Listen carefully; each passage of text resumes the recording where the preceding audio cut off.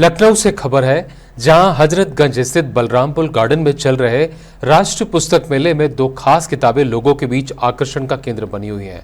आपको बता दें, गुजरात के अहमदाबाद से आए अपूर्व शाह इस मेले में शामिल हुए हैं। उन्होंने यहां सबसे छोटे आकार की भगवत गीता प्रस्तुत की है, जिसका वजन मात्र 80 ग्राम है और इसमें 400 पन्ने हैं।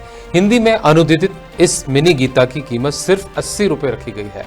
अपूर्व शाह ने बताया कि यह गीता 2019 में पहली बार छपी थी और अब तक इसकी 500 से ज्यादा प्रतियां बिक चुकी हैं।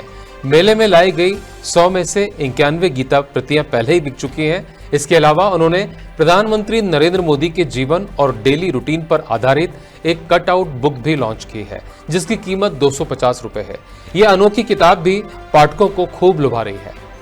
कोविड काल के बाद सोचा कि जो जहाँ था वहाँ ठहर गया, यानी कोई घूमने के लिए या कहीं पर भी फॉरेन गया होगा तो उसकी सबकी फ़्लाइट बंद हो गई, तो वो वापस नहीं आ पाया।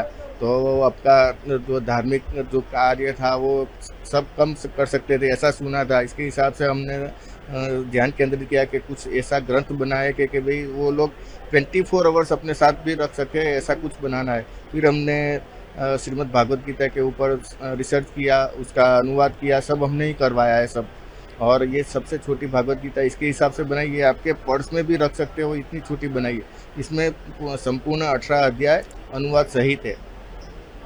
और इसका बिक्री का आप देखो तो अभी माहौल तो यहाँ बहुत अच्छा बढ़ा है। हमारा करीब समझो स्टॉक, हम यहाँ 100 पुस्तक लेकर आए थे। 100 यानी मेरे को लगता था कि भाई बहुत है, लेकिन आज मेरे पास अभी 9 बचा है और अभी भी 3 दिन बाकी है। यहाँ की यंग जनरेशन भी है ना, वो पढ़ने में रुचि रखती है, वो एक अच्छी बात है। और हम सबको वही बोलते हैं कि आप पठन में थोड़ा अपना समय बिताइए, क्योंकि आज की जो जनरेशन है फेसबुक व्हाट्सएप में तो थोड़ा क्या होता है कि उसमें प्रूफ नहीं होता है, सब गलत है ऐसा भी नहीं होता है, लेकिन जो पुस्तक होती है ना वो उसमें एक जिम्मेदार व्यक्ति लिखता है।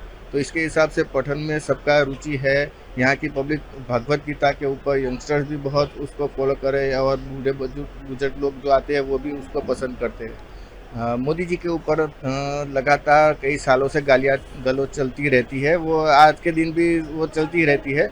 लेकिन मैंने 2019 इलेक्शन से पहले देखा कि हम गाली गलौज क्यों करें। हमें जिस व्यक्ति को पसंद नहीं करना है तो उसके बारे में बात ही नहीं करनी है। जैसे कोई भी व्यक्ति मुझे पसंद नहीं है तो मैं उसके बारे में बात नहीं करूँगा, उसको गाली देने से मुझे कोई प्रॉफिट नहीं होना है। तो हमने वही देखा कि मोदी जी के पॉजिटिव थॉट्स रखे कि मोदी जी आपको जीवन में सफल होना है तो क्या करना है, आपको जीवन के सफलता के साथ रहस्य उन्होंने बहुत पुराने भाषण में दिए थे। और कई दृष्टांत उन्होंने भी दिए है कि जो बच्चे लोग को पठन के लिए प्रोत्साहित करते हैं और आगे आने के लिए प्रोत्साहित करते हैं कि आप पठन करके इतना आगे आओ। एक चाय वाला छोटा कहाँ पर प्रधानमंत्री पद के ऊपर जाता है तो उन्होंने कितनी मेहनत की होगी, उन्होंने अपने जीवन में कितने स्ट्रगल किए होंगे। तो वह जो बोलते हैं उनके भाषण के थोड़े थोड़े अंश हमने रखे हैं। और वो स्वामी विवेकानंद से प्रभावित थे, तो स्वामी विवेकानंद भी इनके कितने अच्छे विचार थे वो भी हमने रखे हैं। ये छोटे साइज में पहले भी आता था, गीता प्रेस का पहले भी आता था, मेरे पास है भी, बहुत पहले आता था। गीता जो बहुत प्रेरणा देती है और इसका एक श्लोक में बहुत मुझे पसंद है, अध्याय 5 का 18 श्लोक है।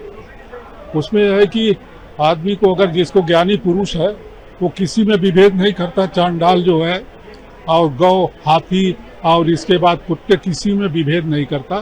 तो गीता सभी सार है और ये प्रेरणा देती, निराशा से मुक्त करती है। गीता जैसी बुक संभवतः संसार में बिरला ही कोई होगा। तो प्रारंभ से ही मुझे मेरा अध्यात्म में रुचि रही, तो इससे प्रेरणा मिलता है। एनर्जी तो स्वतः आती है, अगर आपकी सोच जो है वो एनर्जी है। एनर्जी के अलावा दुनिया में कुछ है ही नहीं, सब एनर्जी ही है। एनर्जी के अलावा कुछ नहीं। एनर्जी जब एक साइज हो जाता तो आपका इकट्ठा हो जाता था, एक रूप बन जाता, हम आप दिखाई पड़ते, बाकी फिर अंत में विघटित हो जाएंगे। और जब इकट्ठा होता है तो फिर वही रूप होता है। बाकी तो सब चीज़ें एनर्जी का ही खेल है। क्वांटम सिद्धांत पूरी एनर्जी पर ही आधारित है। जो लेटेस्ट विज्ञान है क्वांटम का, तो पूरा एनर्जी का ही है।